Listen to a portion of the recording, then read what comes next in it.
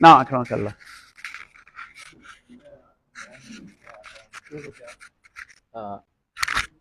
Kamar mutum ne ya zo karba ko magani, don akwai yawancin mutane ana neman kamar tsari, ta a ce ba za ka yi sallah ba na kwana 40 ko wata 3.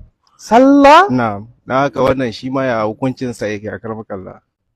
Ba zai sallah ba gaba ɗaya ko ba zai je jam'i ba? Sallah ba gaba ɗaya. La ilaha illallah Muhammadu Rasulullah. Kwana 70. Inna lillahi wa inna ilaihi raji'un. Inna lillahi wa inna ilaihi raji'un. Inna lillahi wa inna ilaihi raji'un. Kai. La ilaha illallah, la ilaha illallah. La hawla wa la quwwata illa billah. Allah ya kyauta.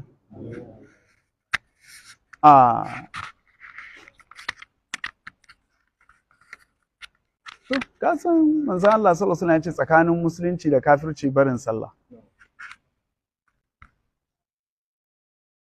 In yin sallah akan kansa ba za a ce mutum kafiri ba. Amma itikadin ƙin sallah ɗin ko itikadin rashin sallah, ina son ka gane abubuwan guda biyu. Mutum ya itikadin shi kenan sallan azahar ta faɗa a kaina ko ta la'asar ta faɗa a kaina, wannan kafirci. Amma ya ƙi saboda tsiya da lalata, to wannan kabira ce, babban laifi ne. Za a tilasta shi akan sallah, za a yi mashi umarni ya yi, idan ya ƙi yi za a iya kashe shi. To amma shin a kashe shi haddan au kufran, na san dai ka san matsalan saɓani a cikin wannan matsalar ko? Ina yawan faɗi na saɓanin Imamu Ahmad da Imamu Shafi'i. Imamu Ahmad ya ce wanda ya bar sallah ya kafirta.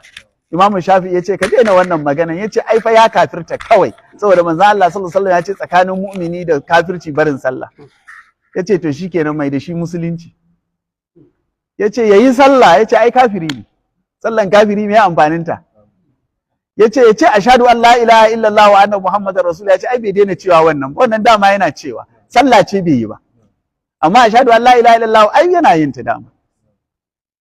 Da saboda haka akwai wahala ka fitar da shi musulunci, amma dai idan ya yi itikadi cewa ba zai sami biyan bukatansa ba sai da barin sallah ko makamancin wannan, to wannan ridda ne. Amma shi wanda ya bayar din, shi dama wannan matsafi ne, wannan ba musulmi ba ne, su ne zindiƙan da an samu ake kashewa.